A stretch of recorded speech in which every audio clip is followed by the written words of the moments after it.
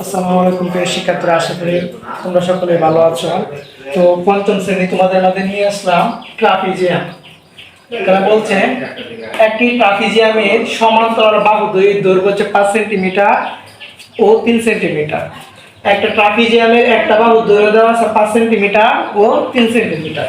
ক দাগে প্রশ্নটা বলছে ট্রাপিজিয়ামটি আঁকো বা অঙ্কন করো, এবং খ নাম্বার বলছে অঙ্কিত ট্রাপিজিয়ামের 3টি বৈশিষ্ট্য লিখো। অঙ্কিত ট্রাপিজিয়ামের 3টি বৈশিষ্ট্য লিখো।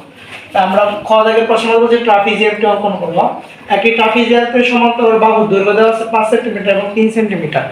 ট্রাপিজিয়ামের ক্ষেত্রে আমরা সর্বপ্রথম যে বাহুর দৈর্ঘ্য ছোট সেই বাহুটা উপরে দেব। যে বাহুর দৈর্ঘ্যটি ছোট সেই বাহুটি দেব উপরে, এবং যে বাহুর দৈর্ঘ্যটি বড় সেই বাহুটি দেন নিচে।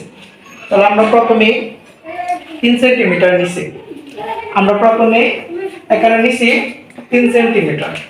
প্রথমে দৈর্ঘ্য আছে বাহুর, একটা দৈর্ঘ্য হচ্ছে কত 3 সেন্টিমিটার, 3 সেন্টিমিটার। একটা আছে এখানে কত 3 সেন্টিমিটার, আর একটা আছে 5 সেন্টিমিটার। এখানে আছে 5 সেন্টিমিটার।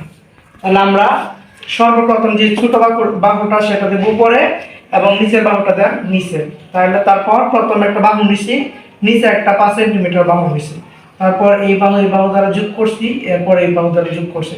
তাহলে ক ক গ গ একটি ট্রাপিজিয়াম হয়ে গেল। যেমন এখানে খ ক গ গ একটি ট্রাপিজিয়াম, চিত্র ক ক গ একটি ট্রাপিজিয়াম। পরে ক নম্বর প্রশ্ন বলছে অঙ্কিত ট্রাপিজিয়ামের 3টি বৈশিষ্ট্য লেখো। ক আগে বলছে অঙ্কিত ট্রাপিজিয়ামের 3টি বৈশিষ্ট্য লেখো। তো উত্তর অঙ্কিত ট্রাপিজিয়ামের 3টি বৈশিষ্ট্য হলো, এক নাম্বার হচ্ছে এর অসমান্তরাল বাহু জোড়া অসমান। 2 নম্বর হচ্ছে এর বিপরীত কোণগুলো অসমান। 3 নম্বর হচ্ছে ট্রাপিজিয়ামটির এক জোড়া বিপরীত বাহু সমান্তরাল কিন্তু সমান নয়। তো এটা হচ্ছে ট্রাপিজিয়াম। তোমরা যেভাবে আমি লিখছি খুব সুন্দর করে বোঝানোভাবে লিখছি, তোমরা এইভাবে শেখার চেষ্টা করবা। এভাবে লিখলে পরীক্ষা অবশ্যই পুরো মার্কস পাবা। তো সবাই স্ক্রিনশট দিয়ে রাখতে পারো বা খাতায় নোট করে রাখতে পারো, পরীক্ষা আসলে সুন্দর করে বুঝিয়ে নেবা।